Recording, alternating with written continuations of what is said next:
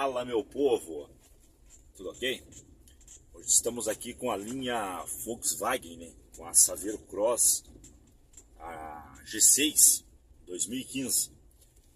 Ó, não sei se dá para ouvir, mas ela tá com esse barulho e eu mexi em tudo aqui por dentro, achando que era no interior da Saveiro. Aí eu consegui descobrir que eram os batentes da Saveiro, né? Os batentes e coxim traseiro do amortecedor lá. Aí fui ver para fazer a troca, os caras tiveram a cara de pau de me pedir R$ 900 aqui na minha cidade. Eu gastei 400 em peça e agora eu mesmo vou trocar, porque quem tem um pouco de conhecimento de mecânica sabe que é um procedimento bem básico a ser feito, né?